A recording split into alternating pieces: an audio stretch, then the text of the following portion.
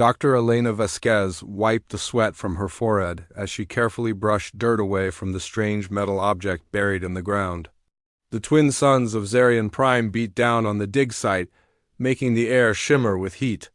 Around her, humans and aliens worked side by side, their voices mixing in the dry air as they called out their discoveries. The aliens were called the Kethver. They stood nearly 8 feet tall, with pale blue skin and long, thin fingers that moved with perfect grace.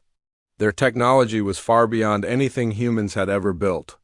Their ships could cross the galaxy in days, while human vessels took months. Their weapons could level cities, and their computers could solve problems that would take human scientists years to figure out, but they had been kind to humanity. 20 years ago, when humans first reached the stars, the Kethver had welcomed them. They shared their knowledge and helped humans build better ships and faster computers. They said they wanted to be friends and partners. Elena had believed them completely. As the lead scientist on this dig, she felt proud to work with Zelphic, a Kethver archaeologist who seemed to genuinely enjoy human company.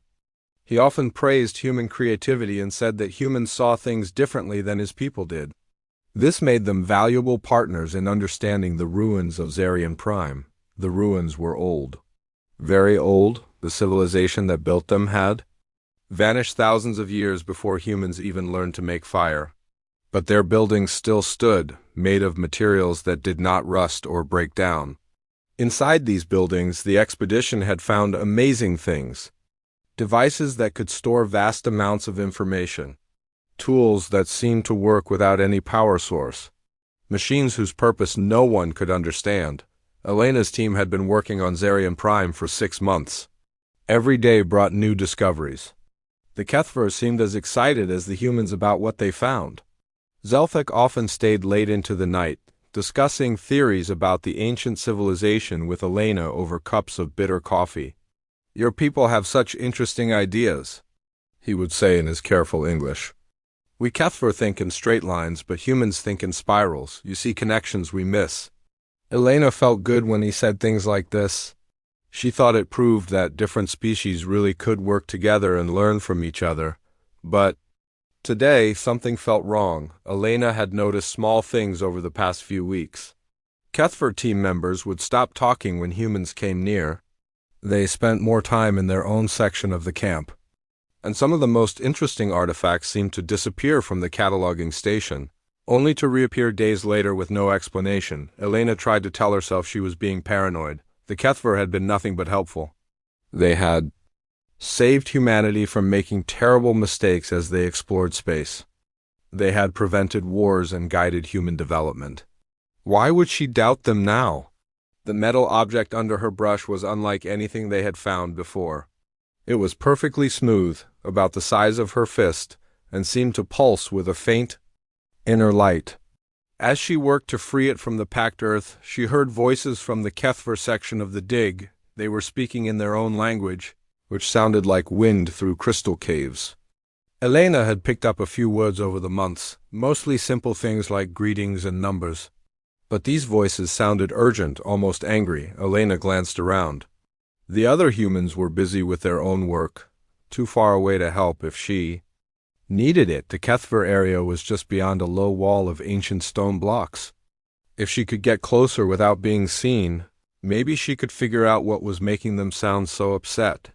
She stuck the strange metal object in her pocket and crept toward the wall. The voices grew clearer as she approached. Elena pressed herself against the warm stone and listened carefully. What she heard made her blood turn cold. The Kethver were not speaking their usual language. They were using translation devices, and Elena could understand every word. "The primitive humans have served their purpose," one voice said. It sounded like Zelphic, but the tone was nothing like the friendly archaeologist she knew. "They have found all the major sites for us. We can eliminate them and take full control of the dig." "What about the artifacts they have already cataloged?" Another voice asked. "We have copies of everything important."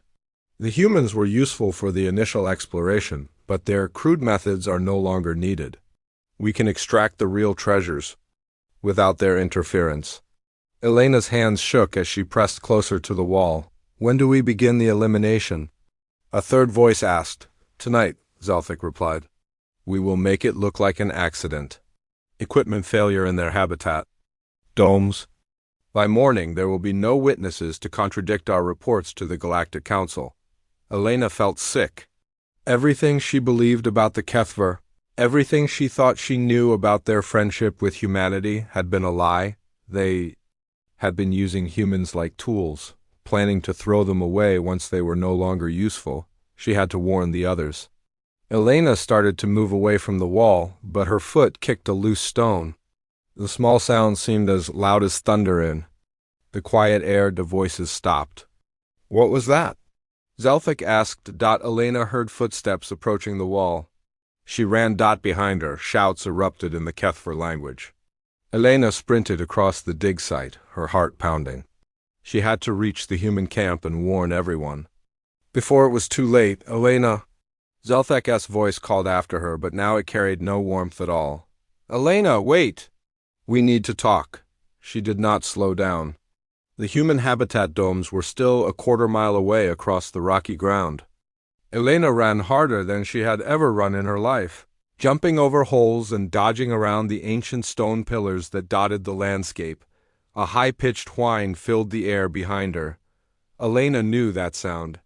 Kethver energy weapons? They were not trying to talk anymore. A bolt of blue energy struck the ground beside her, turning sand into glass.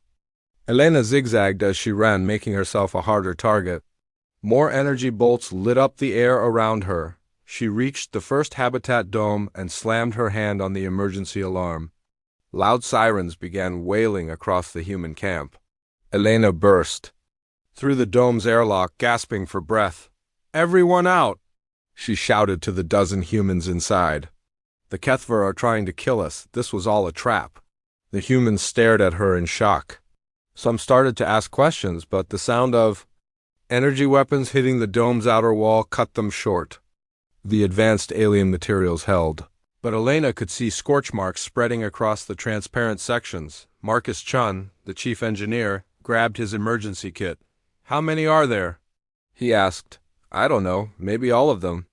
Elena pulled the strange metal object from her pocket. It was glowing brighter now, pulsing like a heartbeat.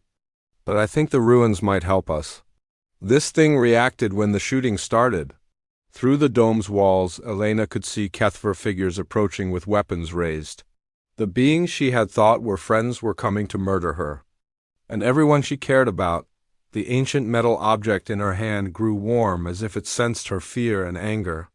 Elena had the strange feeling that the ruins of Zarian Prime held secrets the Kethver had never discovered. Secrets that might be humanity's only hope for survival. But first, they had to live through the night. The night sky of Zarian Prime was full of stars, but Elena could not enjoy their beauty. She crouched behind a fallen stone pillar with the 5 other humans who had survived the attack on their camp. The habitat domes lay in ruins behind them. Twisted metal and melted plastic scattered across the ground. Marcus Chen checked his makeshift weapon for the 3rd time. He had built it from parts of their drilling equipment and some power cells from the camp.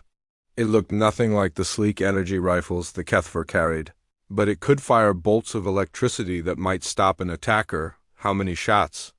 Does that thing have? Whispered Sarah Okafor. The security officer had been off duty when the attack began, wearing only light clothes instead of her protective gear. A burn mark on her left arm showed where a Kethver energy bolt had nearly hit her. Maybe 10, Marcus replied quietly. 15 if we are lucky. David Park crouched next to Elena, working on a small device he had saved from the communications center. His hands moved quickly as he tried to rebuild the quantum transmitter that could send messages across space faster than light. I can probably get one signal out, he said. But after that, they will find us for sure. Elena looked at the other 2 survivors. Dr. James Wright was the oldest member of their team, a historian who studied ancient civilizations. He held a piece of broken stone like a club, his face grim but determined. Next to him sat Maria Santos, their medical officer, pressing bandages against a cut on her forehead. 6 people. That was all that remained of the 24 humans who had come to Zarian Prime. "We need to move," Sarah said. "They will search this area soon." Elena nodded and pulled out the strange metal object she had found in the ruins. It still glowed, with that soft inner light, and it felt warm in her hands. "The ruins go deep underground. If we can reach the lower levels, maybe we can hide there." "What if it is a trap?" James asked.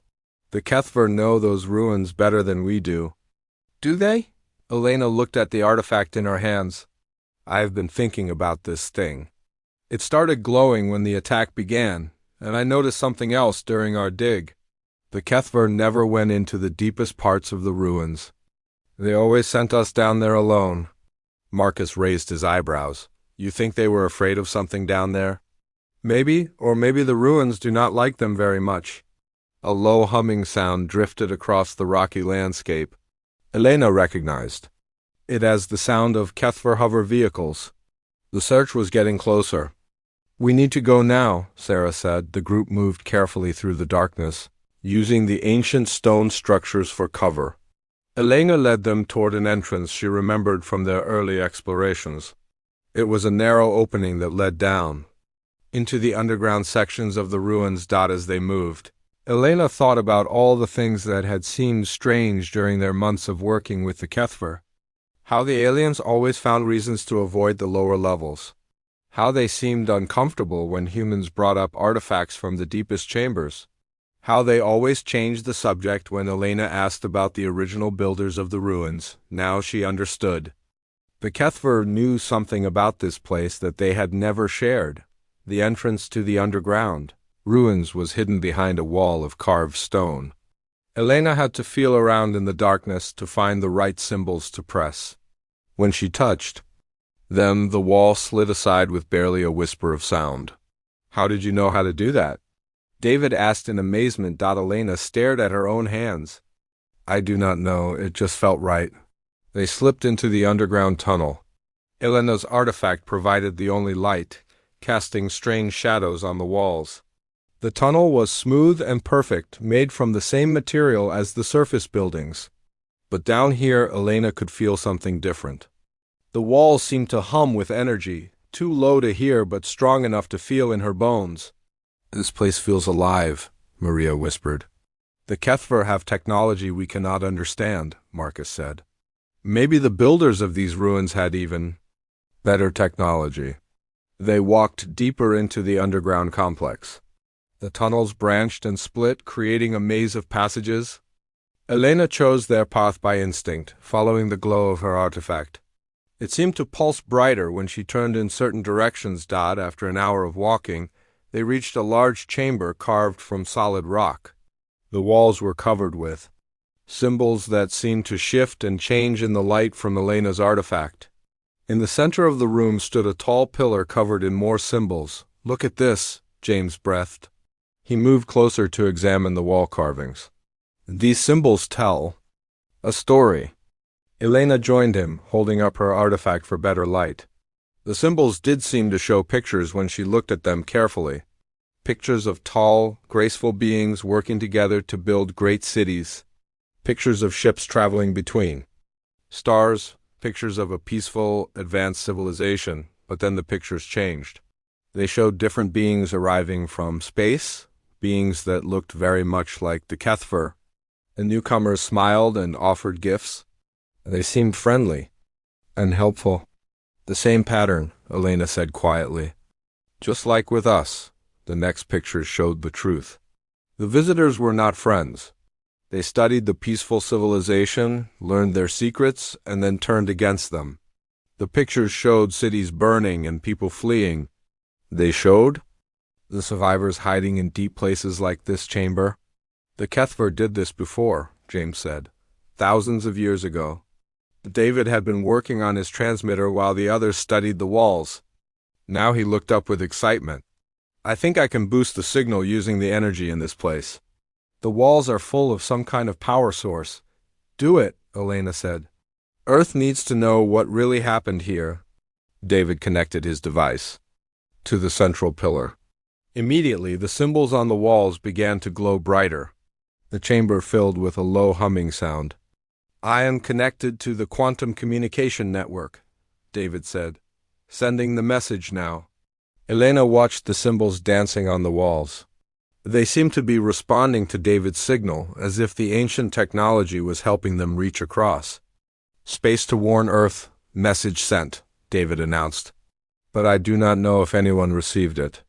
A new sound echoed through the tunnels behind them. Footsteps, many footsteps. "They found us," Sarah said grimly. Elena looked around the chamber.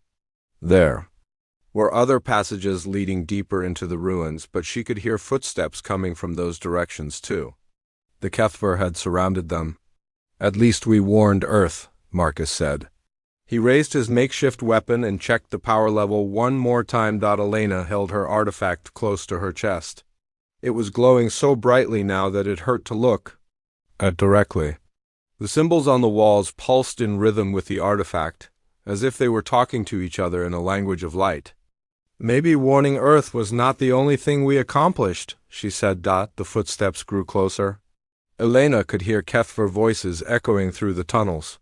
They sounded angry and frustrated. They had expected to kill all the humans quickly and quietly. Instead, the humans had led them on a chase through ruins that the HFY clearly did not want to enter. Elena smiled grimly. The aliens who thought they were so much smarter than humans had made a mistake. They had brought their enemies to exactly the place where those enemies might find help. The artifact in. Elena's hands pulsed once more, and suddenly she understood something important. The builders of these ruins had not just hidden from the HFY. They had prepared for them to return. And now, after thousands of years, someone had finally come to wake up their defenses. The first HFY soldier appeared in the entrance to the chamber, his energy rifle raised and ready to fire. Elena pressed herself against the glowing pillar in the center of the room, her artifact blazing like a small sun in her hands. But something strange happened. When the HFY stepped into the chamber, the symbols on the walls flashed bright red. A sound like breaking glass filled the air, and the alien soldier stumbled backward as if he had walked into an invisible wall. "What is happening?" Sarah whispered. Elena stared at the confused HFY soldier. He tried to enter the chamber again, but the same thing happened. The red symbols flashed, the breaking sound echoed, and he was pushed back into the tunnel. "The chamber is protecting us," Elena said in amazement. More HFY appeared in the entrance, including Zelthek. The tall alien's face showed anger and frustration as he watched his soldiers fail to enter the room. "Humans!" Zelthek called out. "You cannot hide in there forever. Come out and we will make your deaths quick." "Go to hell," Sarah shouted back. Zelthek's expression grew even angrier. He spoke quickly to his soldiers in their own language. Elena could not understand the words, but the tone was clear. He was giving orders to find another way into the chamber. "They will try the other entrances," Marcus said. Elena looked around the room. There were 3 other passages leading out of the chamber. If the HFY could not enter through the main entrance, they would try to circle around and attack from behind, but when Elena listened carefully, she could hear the same breaking glass sound coming from the other passages. The HFY were being blocked everywhere they tried to enter. "The whole chamber is protected," she realized. "Not just this entrance." James had been studying the wall symbols while the others watched for enemies. Now he called Elena over to look at a section of the wall near the back of the chamber. "These pictures tell more of the story," he said. "Look at this part." Elena held up her artifact to light the symbols. The pictures showed the survivors of the ancient civilization working in chambers just like this one. They were building something. Machines that looked like the pillar in the center of the room. They were preparing, James said. After the HFY betrayed them, the survivors did not just hide. They built defenses. The next pictures showed networks of connected chambers spreading across many planets. The machines in each chamber were linked together, creating a web of power that stretched across the galaxy. "A defense network," Elena breathed. "They built a galaxy-wide defense network." David looked up from his communication device. "I am getting signals from other human colonies. They are all under attack." The Kethver are hitting human settlements everywhere at the same time. Elena felt sick. The betrayal on Zarian Prime was not an isolated incident. It was part of a coordinated plan to wipe out humanity completely, but then David's expression changed. Wait, I'm getting something else. Some of the colonies are reporting that their attackers are having equipment failures. Kethver ships losing power, weapons shutting down. Elena looked at the artifact in her hands. It was still glowing brightly, and the pillar beside her hummed with energy. The network is waking up, she said, all across the galaxy. Maria had been examining the medical supplies in her pack. Now she looked up with a puzzled expression. Elena, can I see that artifact for a moment? Elena handed over the glowing metal object. Maria held it carefully and pulled out a small scanner from her medical kit. I thought so, Maria said after a few seconds. This thing is reading your DNA. What do you mean? It is scanning your genetic structure and not just yours. I think it has been scanning all of us since you found it. Maria handed the artifact back. The question is why? James pointed to another section of the wall. Symbols. Maybe this explains it. The pictures showed the ancient civilization in their final days. They were placing their artifacts in special hiding places, programming them to wait. But the symbols made it clear that the artifacts were not waiting for just anyone. They were waiting for people with the right genetic markers. The builders were not exactly like humans, James said, but they were close enough. Close enough that their machines recognize us as their inheritors, Elena understood. That is why the Kethver never went into the deep chambers. The artifacts would not respond to them. And that is why the chamber is protecting us now, Marcus added. It knows we are the right species. A new sound came from the tunnels outside. Not footsteps this time, but a low mechanical humming. Elena could hear the Kethver voices becoming excited, as if they had found something important. They are bringing heavy equipment, Sarah said, trying to break through the defenses. The humming grew louder. Elena could feel vibrations through the floor as something large moved through the tunnels toward their chamber. We need to activate more of the network, Elena said. If the defenses here fail, we need backup. She pressed her hands against the central pillar. The symbols on its surface grew brighter, and she could feel energy flowing through the ancient machine. But she needed to do more than just touch it. She needed to understand it. Elena closed her eyes and tried to feel what the pillar wanted from her. The artifact in her pocket grew warm, and suddenly images flashed through her mind. Not pictures on walls, but memories. Memories of the ancient builders. She saw their peaceful civilization at its height. Cities floating in the clouds of gas. Giant planets. Ships that could travel faster than light without the crude engines humans used. Art and music and poetry that made human culture seem simple by comparison. But she also saw their weakness. They had been too trusting. When the Kethver arrived with gifts and friendship, the ancient builders had welcomed them completely. They had shared all their secrets, taught the Kethver everything they knew. The betrayal had been swift and terrible. But in their final days, the survivors had learned from their mistake. They had built their defense network not just to protect themselves, but to protect any species that might face the same threat in the future. Elena opened her eyes. She understood. Now what she needed to do, she placed both hands on the pillar and spoke directly to the ancient machine. We are like you, she said. We trusted them too. We believed they were our friends. But we learned the truth just like you did. The pillar's humming grew louder. The symbols on the walls began to pulse in complex patterns. We need your help. Elena continued. Not just to survive, but to stop them from doing this to other species, to break the cycle. The mechanical humming from the tunnels had reached the chamber entrance. Through the opening, Elena could see the barrel of a massive energy cannon being positioned to fire into the room. But something else was happening. The floor of the chamber was opening up, revealing stairs that led even deeper into the ruins. And from those depths came a different kind of humming. The sound of ancient machines waking up after thousands of years of sleep. Elena smiled as she realized what was happening. The chamber was not just protecting them anymore.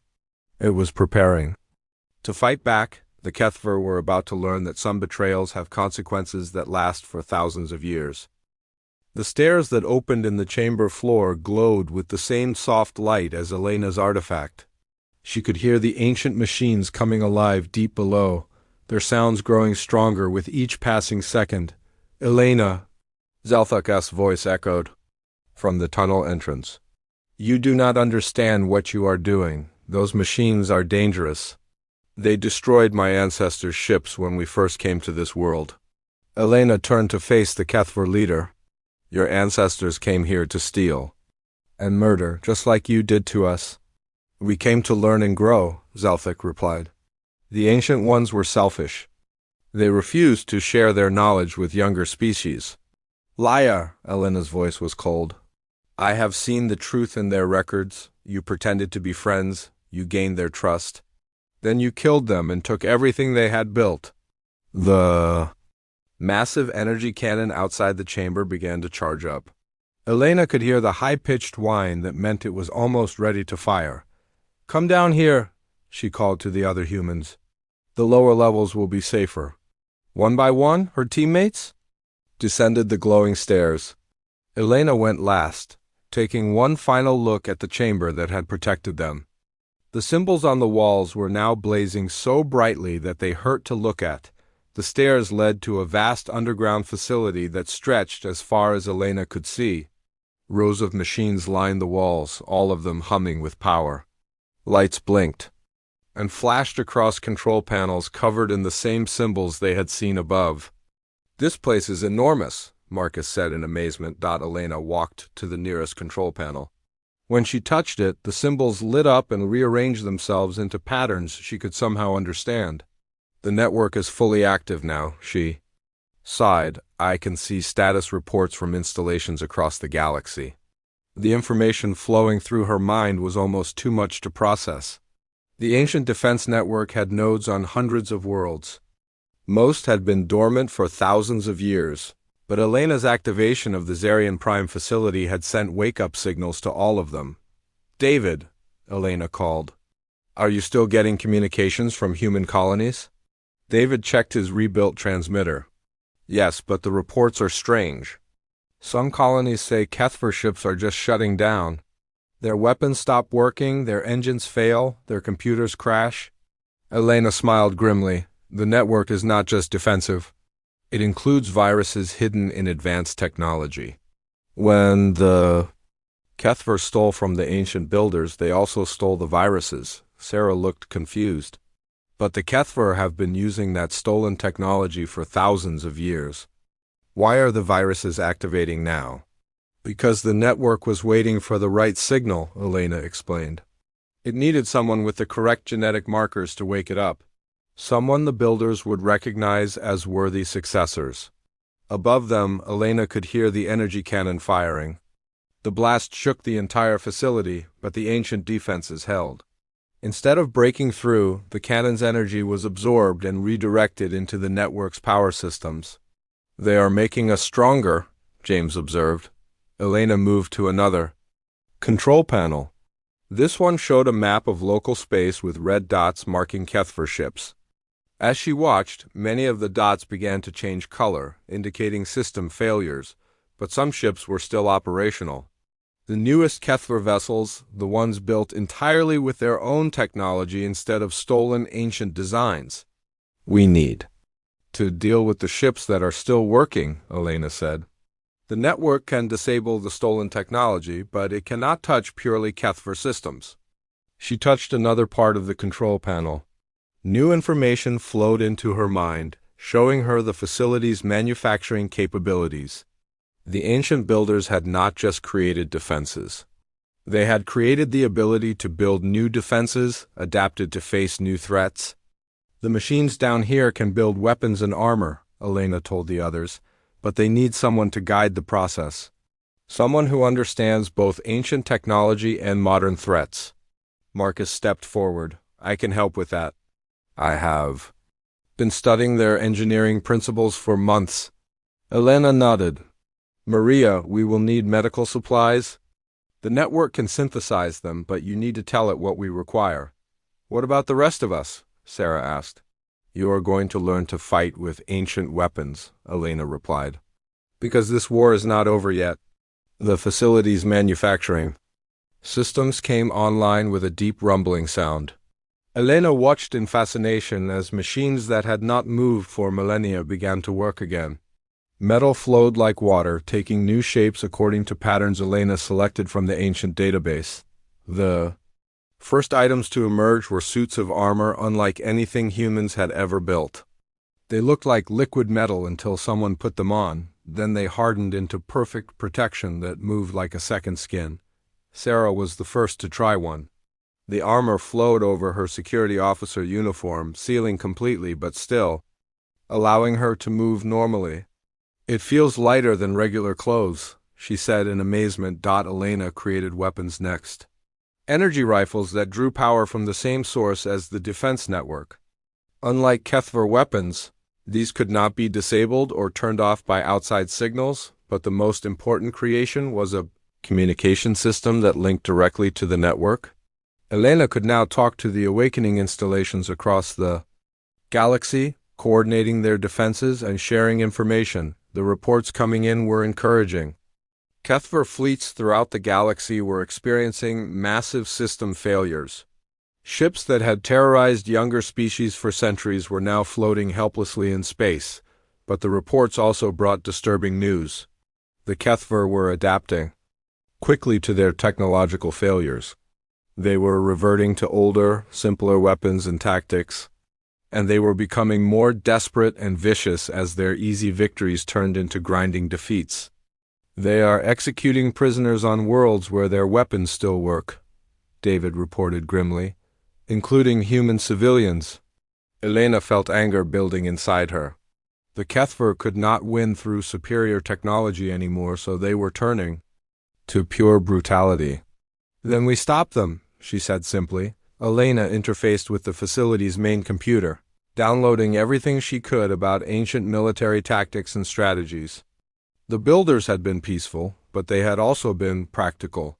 When forced to fight for their survival, they had fought well. The knowledge flowed through Elena's mind like water. She saw how to coordinate attacks across multiple star systems, how to turn the HFY's own stolen technology against them, how to protect innocent civilians while striking at military targets. Most importantly, she learned about the network's final capability. The one the ancient builders had hoped never to use. There is a way to end this quickly, Elena told the others. But it requires a choice, she explained what she had learned. The network could send a signal that would permanently disable all technology based on ancient designs. Every HFY ship, weapon, and computer that used stolen knowledge would stop working forever. But the same signal would affect human technology too, Elena continued. We have been using HFY science for 20 years. Much of our equipment is based on principles they taught us. Principles they stole from the ancients. Marcus understood immediately. We would lose our faster-than-light travel, our advanced computers, our energy weapons. We would go back to being a primitive species, Maria added. Elena nodded. But we would be free, and we would have the ancient knowledge to build our own technology. Technology that belongs to us instead of being borrowed from thieves.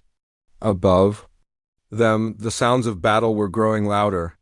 More HFY forces were arriving at Zarian Prime, bringing weapons that could eventually break through even ancient defenses. We need to decide quickly, Sarah said. Do we take the safe path and try to win with what we have? Or do we risk everything on the chance that humanity can build something better? Elena looked at her artifacts still glowing in her hand. The ancient builders had faced the same choice thousands of years ago. They had chosen to fight even knowing they might lose everything they had built. Now it was humanity's turn to choose. Elena stood before the main control panel, her hand hovering over the activation switch that would send the disabling signal across the galaxy. The choice felt heavier than the weight of entire worlds. How long do we have to decide? Marcus asked. David checked his communication device. The HFY are bringing more ships to Zarian Prime. Also, I am getting distress calls from human colonies. The HFY are starting to execute civilians on worlds where they still have working weapons. Elena closed her eyes. Every minute they waited, more innocent people died. But if they activated the signal, humanity would lose decades of technological progress in an instant. There is something else, she said quietly. The network is showing me other signals. From across the galaxy? She touched the control panel again, and new information flowed through her mind. The ancient defense network was not just receiving signals from human colonies. It was also detecting responses from other species. What kind of responses? Sarah asked. Species that were thought to be extinct. The Kethver did not just betray the original builders and humanity. They have been doing this for thousands of years, pretending to be friends, learning secrets, then wiping out entire civilizations. Elena's voice grew stronger as she continued. But some survived. They have been hiding, waiting, just like the ancient builders did. The activation of the network is bringing them out of hiding. James studied the readouts on nearby panels. How many species are we talking about? Dozens, maybe hundreds. Elena felt amazement and hope growing inside her. Humanity is not alone in this fight. The ground shook as another energy blast struck the facility above them. The Kethver were getting more desperate as their technology continued to fail across the galaxy. We need to make the choice now, Sarah said, before they break through our defenses. Elena looked at each of her teammates. These 5 people would help decide the future of not just humanity, but potentially hundreds of species across the galaxy. I think we should do it, Marcus said quietly. Activate the signal. Yes, we will lose the technology we borrowed from the Kethver, but we will gain something more important. What is that? Maria asked. Our independence, our self-respect? The chance to build something that truly belongs to us. David nodded slowly. And if we do not do it, the Kethver will.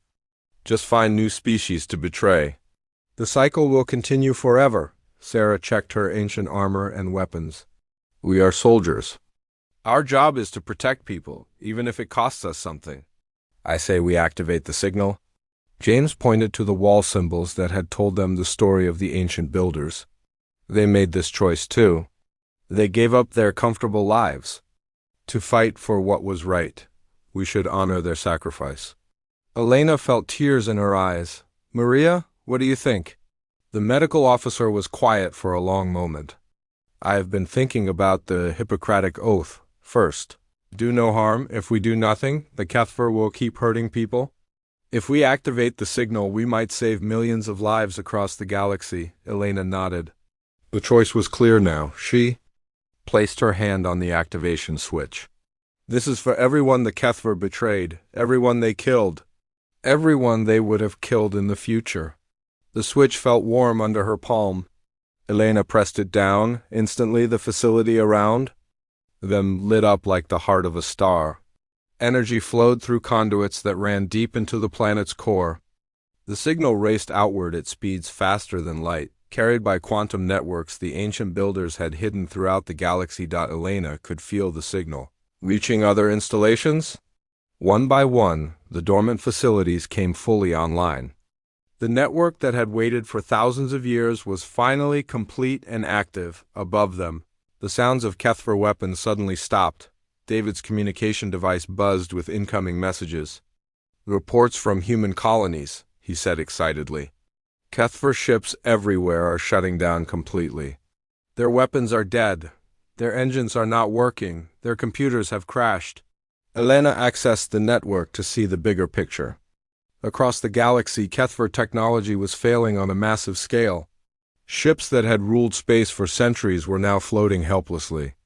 Weapons that had destroyed entire worlds were now useless pieces of metal, but something else was happening.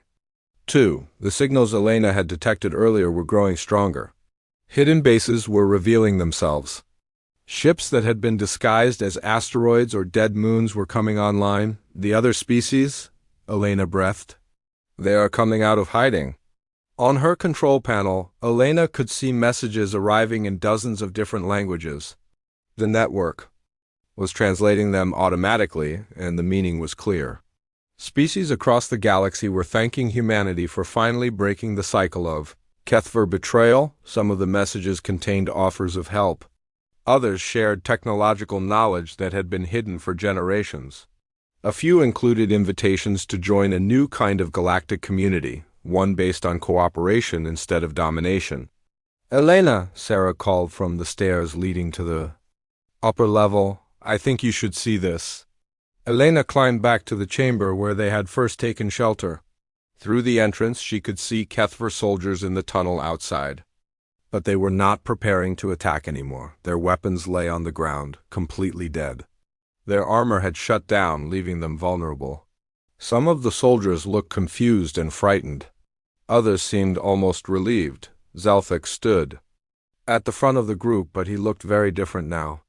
Without his advanced technology, he seemed smaller and less threatening. More like the friendly archaeologist Elena had thought she knew. "Elena," he called out, "we need to talk." Elena stepped to the entrance of the chamber. The invisible barrier was still there, protecting her from any tricks. "What is there to talk about?" she asked. "The war is over," Zelphic replied. "Our technology is gone. Our fleets are disabled. We cannot fight anymore." "Good," Elena said simply. "But we cannot survive either.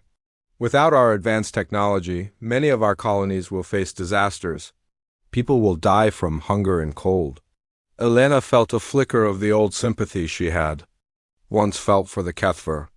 Then she remembered the human civilians they had executed just hours earlier.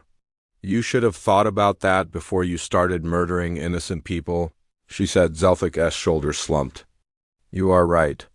We deserve whatever punishment you choose to give us." Elena studied the defeated Kethver leader. He looked genuinely sorry for what his people had done, but she had believed his lies before. "The punishment is not up to me," Elena said finally. "There will be trials. Representatives from all the species you betrayed will decide what happens to you." She paused, then added, "But if you are truly sorry, there might be a way for your people to make amends, to help repair some of the damage you have caused." Zelphic looked up hopefully. "What do you mean?" "The network contains records of every species the Kethver destroyed. Their histories, their cultures, their knowledge. You could help restore what was lost. Spend your lives giving back instead of taking?" Over the following months, the galaxy changed completely. The Kethver Empire collapsed, but not through conquest or revenge. Instead, it transformed into something entirely new. Elena found herself serving as humanity's first ambassador to the Galactic Council, a new organization that included representatives from over 200 species. The council met in the restored, ancient facility on Zarian Prime, now renamed Haven Station. The trials of Kethver War criminals were fair but thorough. Some faced punishment for their crimes, but many others, especially younger Kethver who had opposed their government's policies, were given the chance to help rebuild what their people had destroyed. Elena stood in the gardens that now grew inside Haven Station, watching humans work alongside reformed Kethver, ancient guardian machines, and dozens of other species. The galaxy was still healing from thousands of years of betrayal and violence. But for the first time in millennia, there was real hope for peace. The ancient builders' greatest gift had not been their technology. It had been their wisdom. They had created a system that rewarded cooperation and punished treachery. They had shown that true strength came not from dominating others, but from helping them grow. Elena touched the artifact in her pocket, still warm after all these months. The Kethver's treachery had indeed become their downfall. But from that downfall, something beautiful was finally beginning to grow.